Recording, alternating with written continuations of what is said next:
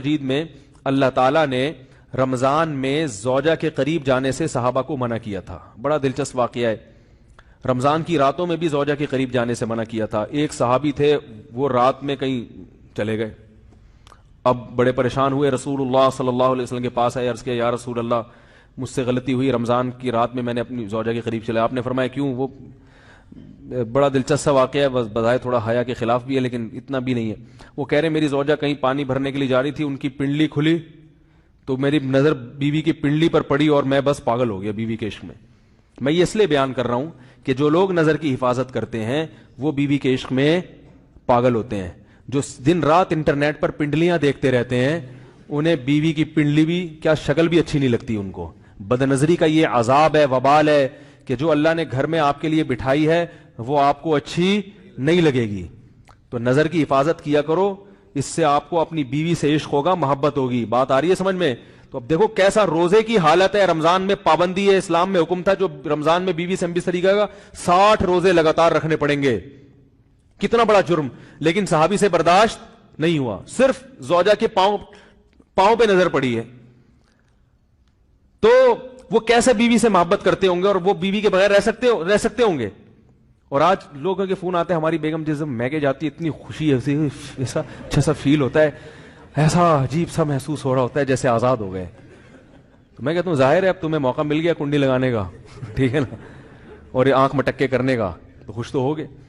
تو یہ بھی ایک عذاب ہے جو لبرل لوگ نے جس عذاب میں ڈالا ہوا ہے نا, اس میں عورت کے حقوق نہیں ہے. عورت کے حقوق نظر کی حفاظت میں اور عورت کے پردہ کرنے میں ہے. جب مرد باہر نکلے گا سب پردے میں ہوں گی تو آئے گا کس کے پاس؟ بیگم کے پاس ہی آئے گا.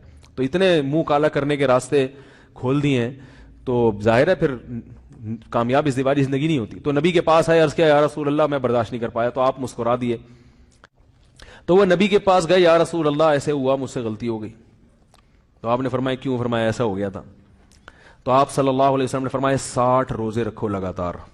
انہوں نے فرمایا ایک کی طاقت نہیں ہے, اس میں یہ ہو گیا 60 بھائی کیسے رکھوں گا, نہیں ہے طاقت 60. آپ نے فرمایا ٹھیک ہے پھر 60 غریبوں کو 2 ٹائم کا کھانا کھلاؤ.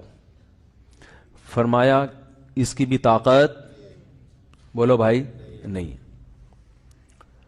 اتنے میں ایک صحابی لائے کوئی چیز صدقہ کرنے کے لیے. تو آپ نے فرمایا چلو اصل حکم تو یہی ہے کہ 60 روزے یا پھر 60 غریبوں کو کھانا, وہ نہیں تو چلو فی الحال ان کو تنبیہ کے لیے کچھ ان سے صدقہ کروا لیتا ہوں. فرمایا چلو یہ فلاں خیرات کی ایک چیز لے کر آئے ہیں, تم یہ لے کے غریبوں میں بانٹ دو. انہوں نے فرمایا مجھ سے زیادہ غریب پورے مدینہ میں بھائی کوئی بھی نہیں. آپ صلی اللہ علیہ وسلم مسکرانے لگے, فرمایا جاؤ کھاؤ اور بچوں کو کھلاؤ. واہ بھائی غلطی بھی ہوئی اور گھر میں راشن بھی آ گیا. تو اس کے بعد قرآن کی آیت نازل ہوئی کہ احل لکم لیلۃ الصیام الرفث الی نسائکم ہن لباس لکم وانتم لباس لہن علم اللہ انکم کنتم تختانون انفسکم فتاب علیکم وعفى عنکم فالآن باشروہن وابتغوا ما کتب اللہ لکم. فرمایا اللہ کو پتا ہے کہ تم اس حکم پر عمل نہیں کر سکتے, لہذا رمضان کی راتوں میں تمہیں اپنی بیوی کے پاس جانے کی اجازت ہے, لہذا ان کے پاس جایا کرو اور اس اولاد کو تلاش کرو جو اللہ نے تمہارے مقدر میں لکھ دی ہے.